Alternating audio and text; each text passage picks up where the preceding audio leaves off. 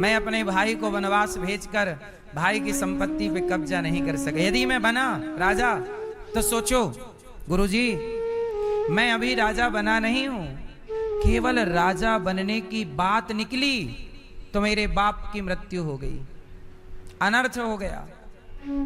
अभी मैं राजा बना नहीं और राजा बनने की बात हुई तो पूरी अयोध्या की प्रजा रो रही है।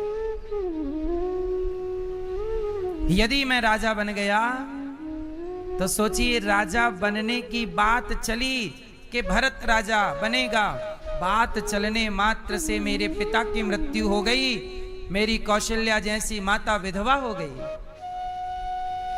मेरे अयोध्या की प्रजा में आंसू आ गए और मेरा भाई नंगे पांव वनवास चला गया, मेरी फूल जैसी भाभी मां उनके संग चली गई, मेरा छोटा भाई लक्ष्मण बिना दोष के दर दर ठोकर खा रहा है। अभी मैं राजा बना नहीं और अयोध्या में इतना बड़ा अनर्थ हो गया। और यदि मैं राजा बन जाऊंगा ना गुरुजी, ये धरती डूब जाएगी, मुझे राजा ना बनाओ। देखो जरा, ये क्या था भरत जी का? ये प्रेम है। जहां प्रेम होता है वहां व्यक्ति लेना नहीं चाहता, देना चाहता। मैं आपको क्या दे दूं? जैसे एक माँ बेटे से क्या लेना चाहती है? कुछ नहीं, देना चाहती है। मैं अपने बेटे को क्या दे दूं? क्या दे दूं मैं अपने बेटे को? ये प्रेम है, जहां देने की भाव। तुम्हारा बाप तुमसे क्या चाहता है? बस सम्मान की 2 रोटी, लेकिन देता कितना है?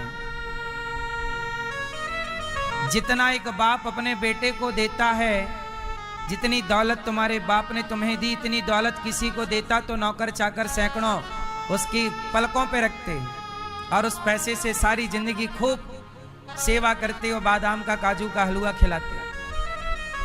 और तुम बाप का इतना धन लेकर भी कहते हो तुमने हमारे लिए किया ही क्या है?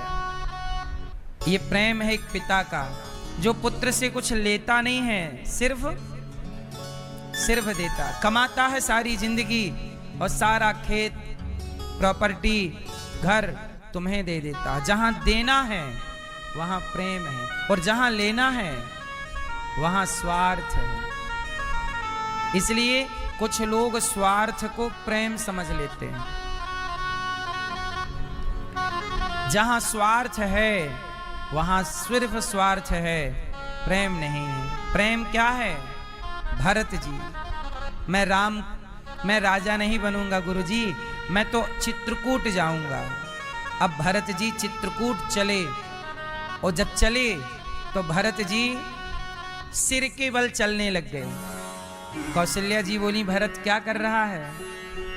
भरत जी बोले कि माँ, मेरे राम इसी रास्ते से पांव के बल चले, जहां जहां राम के चरण पड़े हैं मैं वहां वहां अपना माथा रखना चाहता हूं, सिर के बल चलना चाहता हूं। मैं चुका नहीं सकता अपने भैया का ऋण। मेरे कारण, मेरी माँ की गलती के कारण मेरे भैया राम को इतना कष्ट उठाना पड़ा। राम जी रो रहे हैं। आगे चले तो भरत जी को निषाद राज मिल गए और जब निषाद मिले तो लोगों ने बताया कि ये निषाद राज हैं, रात भर राम जी इनके यहाँ रहे। ये बात सुमंत्र जी ने बताई, क्योंकि सुमंत्र जी तब भी थे जब राम को वनवास हुआ। जब नहीं आए तो गोपियों को लगा अब हम मर जाएंगे। आए तो है नहीं। देखो जरा, गोपियों को कुछ अच्छा नहीं लगता। प्रेम भगवान से है और जब गोपियों को प्रेम भगवान से था तो श्री कृष्ण आए नहीं, पर भगवान ने गोपियों के लिए किसी को भेजा है। किसको भेजा? किसको भेजा? किसको भेजा? उद्धव जी को। देखिए जरा, भगवान भक्त के लिए जब गोपियां रोईं तो भगवान समझ गए कि ये हमारे बिना रहेंगी नहीं। तो प्रभु तो नहीं आए, पर कम से कम उन्हें याद तो है, किसी को भेजा तो सही। भगवान भी उद्धव जी से रोते हुए कह रहे,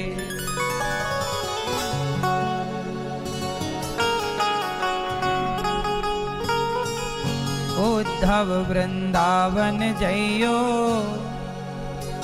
मैया से मिलकर कहियो। पूछती है, क्या हमारे लिए कन्हैया ने हमारा कोई संदेशा पहुंचाया है आपसे? क्या हमारे लिए कुछ कहा है? क्योंकि ये वही गाय है जिसके थन में मुंह लगाकर दूध पी जाया करते थे कन्हैया बछड़े की तरह। इसका नाम है गंगी। गंगी नाम की ये गाय है। जब से गए हैं जंगल नहीं गई, चरने नहीं जाती, यहीं सड़क पे रहती है। कोई भी आएगा खड़ी हो जाएगी। कोई रथ आया उसे लगता है कृष्ण आ गए और घूम घूम के वो देखती है। उद्धव जी ने कहा कि ये गाय कृष्ण का इंतजार कर रही है। हाँ, अब उद्धव जी का ज्ञान पिघलना स्टार्ट हो गया, क्योंकि ये गाय को तो ज्यादा ज्ञान नहीं है, पर ये प्रेमी है, प्रेम करती है। वो कृष्ण के स्पर्श को इसने महसूस किया है। वो कृष्ण का बांसुरी बजाना, गाय चराने जाते तो एक आवाज लगाते, गंगी चलो अब टाइम हो गया। तो गंगी जहां थी मुंह उठाती, दौड़ कर आती, आगे आगे, पीछे सारी गैया। और ये आगे आगे जब कृष्ण कभी पेड़ की छांव पर बैठते बांसुरी बजाने, ये जाकर कृष्ण के चरण चाटा करती, कृष्ण के चरणों को चाटती अपनी जिह्वा से। कभी प्रभु के हाथ चाटने लग जाती, कभी भगवान के गालों को चाटती। ये वो गाय है जिसने प्रभु का स्पर्श पाया है गाय होकर। आज ये कृष्ण के जाने के बाद इसके नेत्रों से केवल जल की धारा है। उद्धव जी बताओ ना, कृष्ण कब आएंगे? उद्धव जी चुप हो गए। क्या कहें कि कब आएंगे? क्या कहें कि वो आएंगे नहीं, मुझे भेजा है, पर गाय की तृप्ति तुमसे तो ना होगी ना। तभी उद्धव जी ने कहा, ये बताओ ये यशोदा मैया कहाँ रहती हैं? मैंने कभी देखा नहीं है। सुना है कि कौन आगे है? कौन आगे है?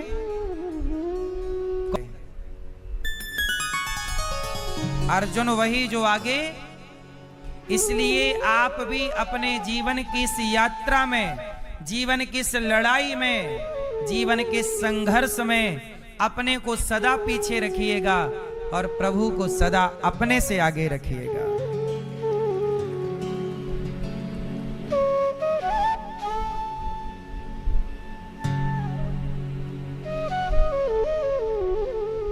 सुनो बेटा, आप अपने किसी 4 लोगों का नाम बताओ। आप अपने जिनसे आप बहुत लगाव प्रेम रखते, 4 लोगों का नाम फास्ट। आप 4 लोगों का नाम बताइए जिनसे आपको बहुत लगाव प्रेम है। दादाजी चश्मा वाले, आप 4 लोगों का नाम बताइए जिससे आपको ज्यादा लगाव प्रेम है। फास्ट।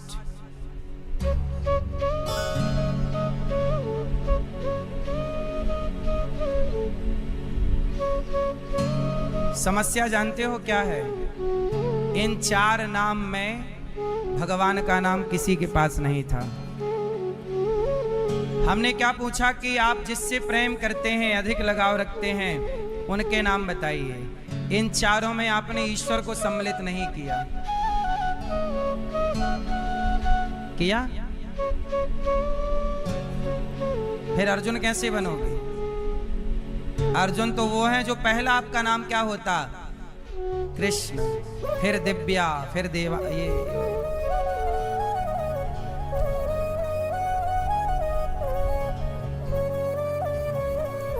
जीवन में पहले नंबर पे भगवान को रखिए। जब भी गिनती चालू करिए, पुराना याद करिए। आप लोग पुराना बताइए। जब भी किसान के घर में व्यापारी गेहूं खरीदने आता था तो पहला जो नपाई तुलाई होती थी, वो पहले राम, राम 2, राम 3, राम 4, राम 5। गुरु नानक देव जी, गुरु नानक देव जी, पहले लड़कियां तो दुनिया भर में बिकती हैं, ये बात सही है कि गलत है बताओ? लड़कियों का सौदा पूरी दुनिया में होता है।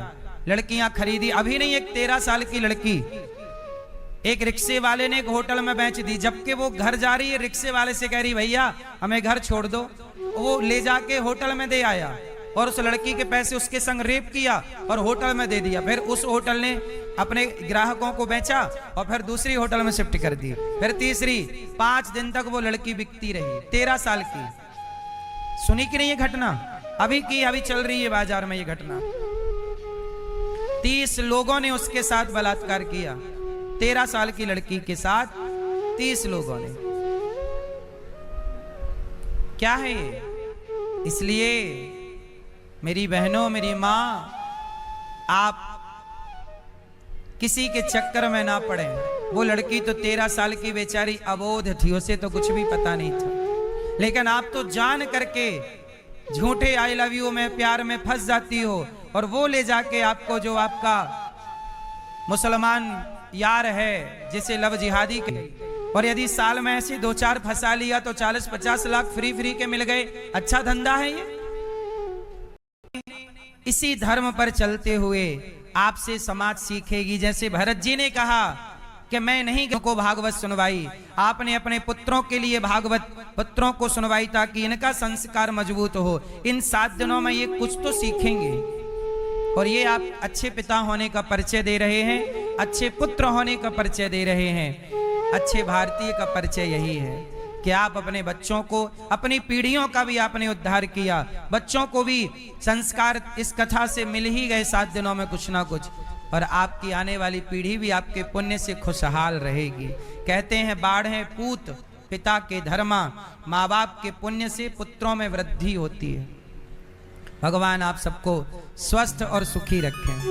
स्वर्गीय श्री राम विलास तायल जी, स्वर्गीय श्री जगदीश चंद्र गुप्ता जी की स्मृति जाए। तो आपका भोजन शुद्ध है कि अशुद्ध हो गया? जोर से थोड़ा और। हाँ, कुत्ते का मलमूत्र आपकी थाली को अशुद्ध कर देता है, बोलो हाँ। लेकिन कुत्ते का मलमूत्र गंगा जी में डाल दो तो क्या गंगा जी अशुद्ध हो गई? अब देखो सिचुएशन दोनों एक है। आपके घर को अशुद्धि कहा गया, अरे अशुद्ध हो गए चलो साफ करो। आप भी यदि कुत्ते का मलमूत्र स्पर्श कर लें तो आप भी अपवित्र हो जाते हैं, आप फिर नहाते हैं। सही है गलत है? तो कुत्ते का मलमूत्र आपको अशुद्ध कर रहा है, गंगा जी को अशुद्ध क्यों नहीं किया? उत्तर दीजिए। आंसर, क्योंकि गंगा समर्थ है, गंगा बड़ी है, गंगा में किसी प्रकार का दोष नहीं है। जो सिद्धांत हम पर लागू होगा वह सिद्धांत गंगा जी पर लागू, जो सिद्धांत हम पर लागू होगा वो सिद्धांत भगवान पर लागू। हाँ, हम लोग विवाह करते हैं तो विवाह करने का उद्देश्य क्या है? आपने विवाह किया, क्यों किया?